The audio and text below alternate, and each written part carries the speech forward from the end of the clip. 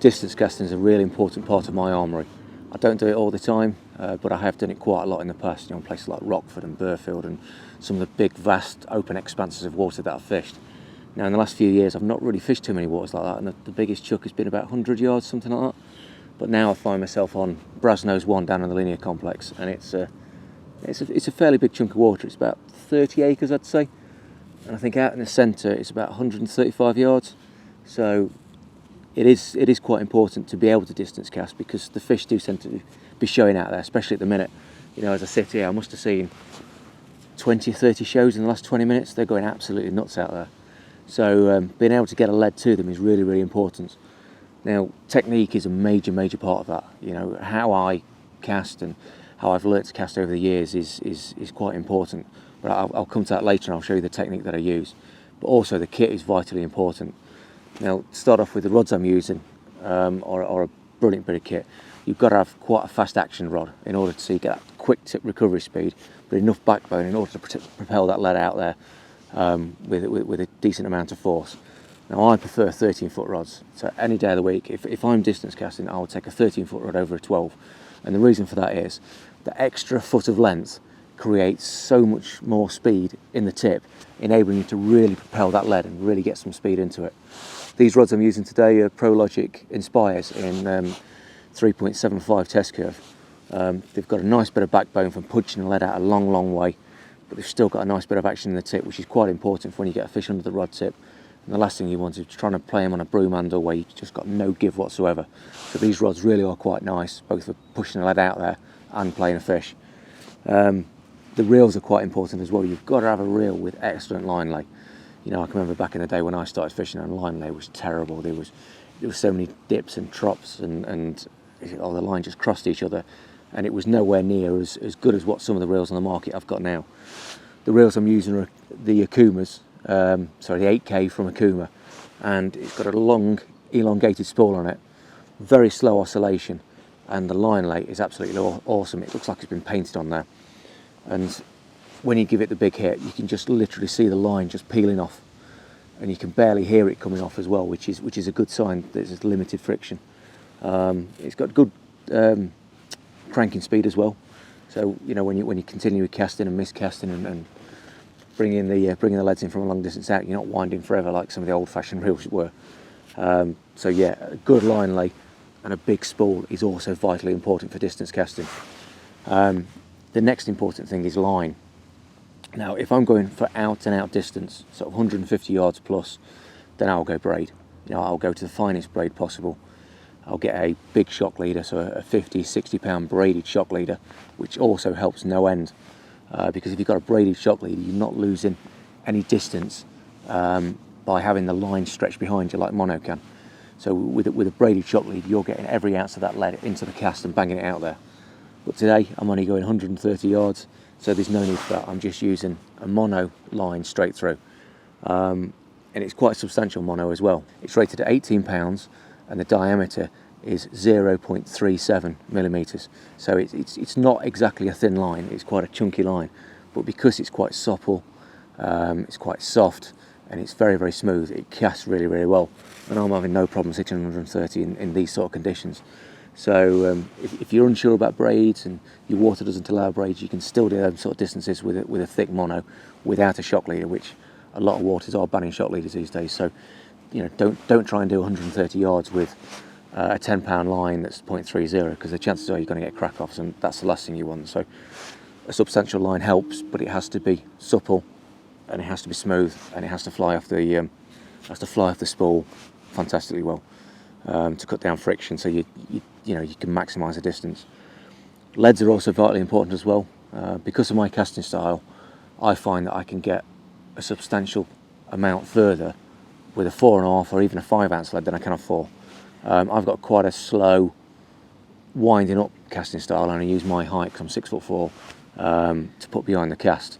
So I find a 4.5 ounce lead is perfect for me, really, and I can generate a slow bit of power, but once it's propelled out there, it just shoots the rig out there.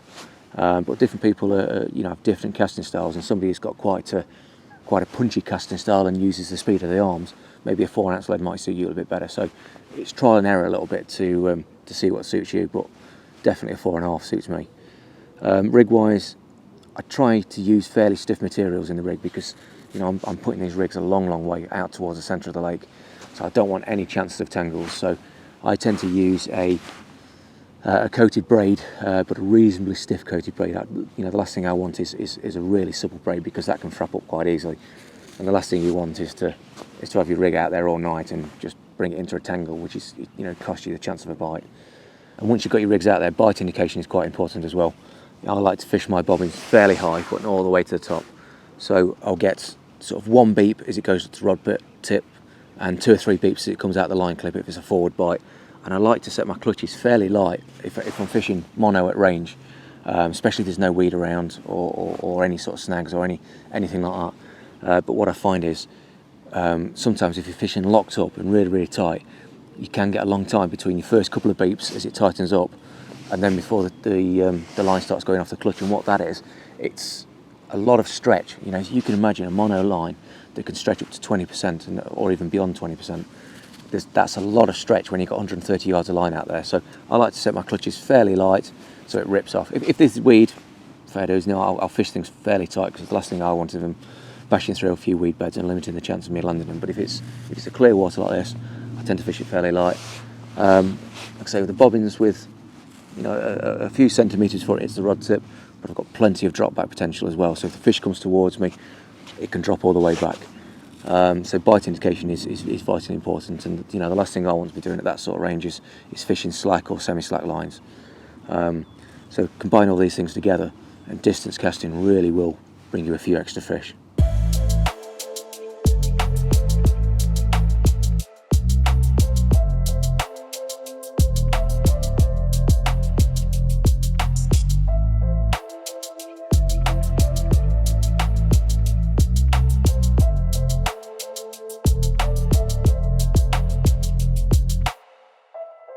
Well, a powerful spot and marker rod is really important for my fishing at long range.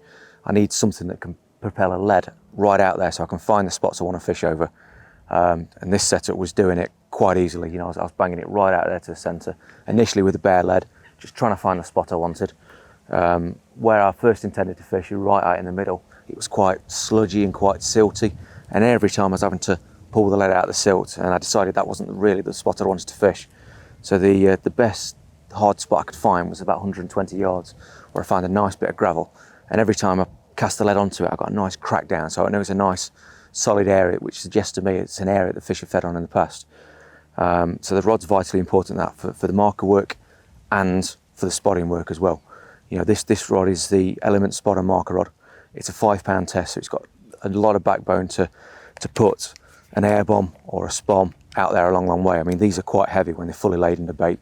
They can be up to 6 ounces, so we really do need something with a fair bit of backbone to push it out to 120, 130, even 140 yards. The reel I'm using is the Akuma 8K. I love just the size of the spool, the line lay on it, the slow oscillation, and it's got quite a lot of crank power as well in the handle, so you're not really working hard to bring it back across the water. Well, the line I'm using is a fine braid. Just because it takes next to no drag when it's coming off the reel, it just absolutely peels off like there's nothing there, and cuts down very little distance. As you can see, I'm using a shock leader with it as well. This is a 50-pound shock leader, which is needed to absorb that initial hit. The fine braid just won't stand up to the heavy resistance of an air bomb, a Spomb, or a heavy lead being cast. You need something to absorb all that shock, and this 50-pound leader does that job perfectly.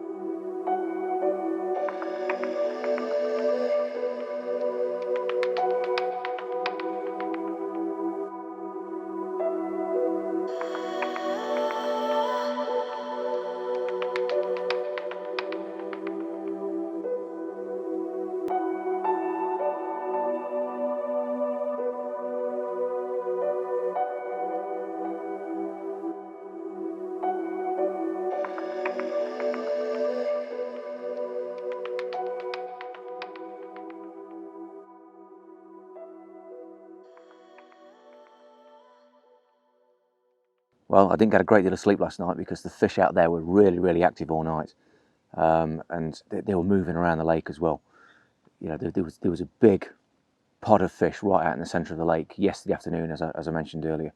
I'd put a rod on it at about 135 yards, and nothing really happened. But as the evening wore on a little bit, the fish moved in a little bit closer, and they were right over mating in the swim next door, probably about 100 yards out. And then slowly, as it got dark, they drifted this way, and they were more or less out in front of me, but quite close in, probably about 50, 60 yards.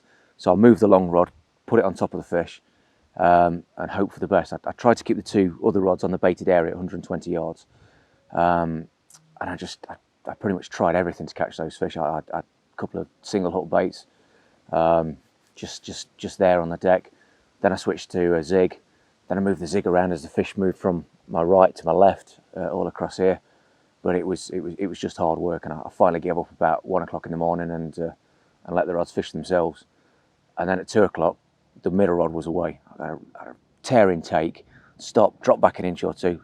By the time I got to the rod, it hit the top again and shot off. So I bent into the fish, and it was quite a wild fight. It was ploughing up and down in front of me, and it managed to go through the two remaining lines. And I got in a right mess with the right hand rod. It twisted right around the rod, and I was just trying to bring it in, just trying to get it close to the net. I could see it just wallowing on the surface in the dark, and then just as I was a few inches away from the net, it was still round the other line, so it was difficult to pull the big weight back. But just as I was probably a couple of yards away from the net, the hook pulled, and everything just fell slack. And yeah, I had to do all three rods with no reward of a fish at the end, so it was a bit disappointing. So not a great deal of sleep last night. But I woke up this morning and not a great deal's happening. There's a few fish still showing out there, but they've dotted around. You know, one showed right in the margins down here, a couple more out towards the centre, but they're not showing like they was earlier.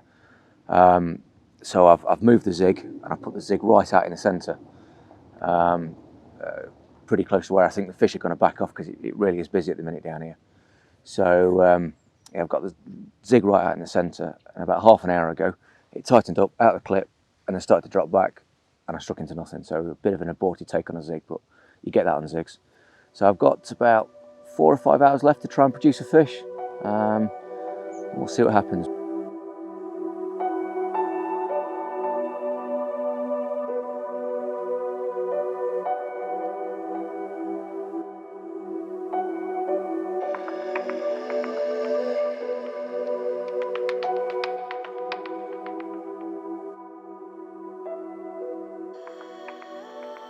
Technique is vitally important with distance casting. Now everybody's got a slightly different technique and different casting styles. Some people are very punchy and punch with their arms. I use my height and my body weight in order to get the maximum into the rod and get the maximum compression and just sail it out there as far as I can. Now one thing's worth mentioning, I didn't mention it previously, but it's very, very important to get a rod with a fast tip recovery speed. And these Inspires have pack bay minima guides, so the guides are really, really light at the top end of the rod, which allows the rod to straighten very quickly, and that increases the amount of distance you can get and also the accuracy. If you can imagine a rod that's flipping and flopping around after you cast like the old-fashioned rods from back in the 90s, then you're going to lose a lot of distance through that. But these rods straighten very quickly, so you don't lose a great deal of distance. Now the technique I use for long distance casting is I always wet the spool and wet all the rings, and that just aids lubrication going through the eyes of the rod, and lubrication as it flies off the spool. That minimises friction drastically, and it stops a lot of frap ups as well on the butt ring and through the other eyes. So I'll bring the lead up, which is a 4.5 ounce distance lead, to somewhere around the spigot. Open the bail on, make sure that's fully locked off. And we do a quick check, just make sure it's not frapped around. Now, what I do here is I extend my right arm as far as it can. So I'm creating a fulcrum. And then what I need to concentrate on doing then is push a little bit with this arm, but pull down with this hand here. So I'm pulling this hand right into my chest in order to fire the rod round. But I'm going to use my full weight and my height to push this lead out. So previously, I was only fishing at 120 and I didn't really need to do this. I can generally just do it with a little lean and push it forward. But I'm going to extend my arm, lift my foot up and just step forward and just crack into the cast and just bring it all down and hopefully propel that lead out to the centre of the lake. Now it's important to get a side-on stance for this. So you're standing side on, arms in the air, and I'm going to lean forward and pull the rod through. So let me just check and I'll demonstrate it for you now.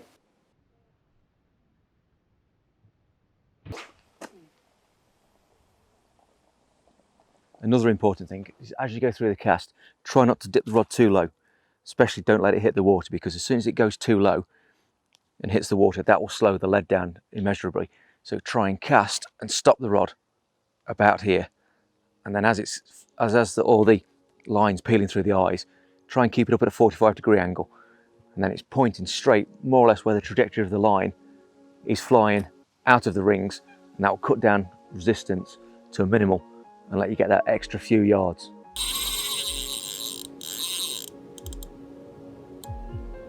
Right over matey next door.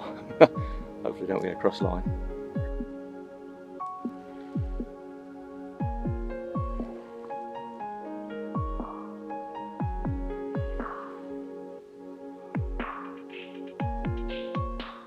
This one was right off the baited spot. Little yellow boilie, essential pop-up. Fished over, I don't know, but it's in about 5k bait over the last 24 hours. I was pretty sure I was getting done yesterday. I had a bit of an aborted tape. Just dropped back all the way to the bottom. I'm sure they was going in there and cleaning me out, but just feeding carefully so that we didn't get a pickup, because the lake's quite busy at the minute with a lot of people on furlough. I'm sure there's absolutely loads and loads of bait going out there, and probably more than we actually need. So I didn't go over the top. I just probably spotted 3 or 4 times over the last 24 hours just to keep a bit in there, so if they are coming through, at least they're picking the odd bit up.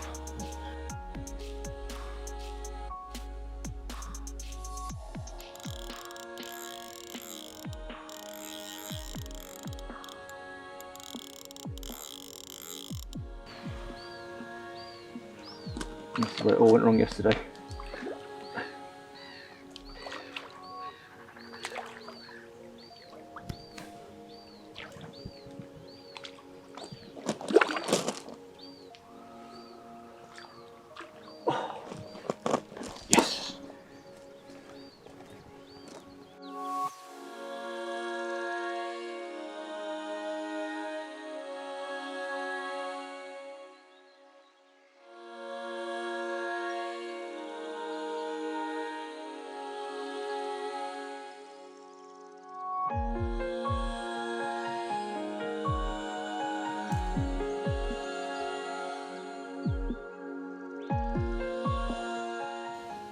There we go, proof that long range fishing and casting accurately and baiting accurately can pay dividends. This one weighed in at 28 pound on the nose, and yeah, I thought I was gonna blank, to be honest. Got to pack up in a few hours, so it's nice to get one out to prove the whole exercise works.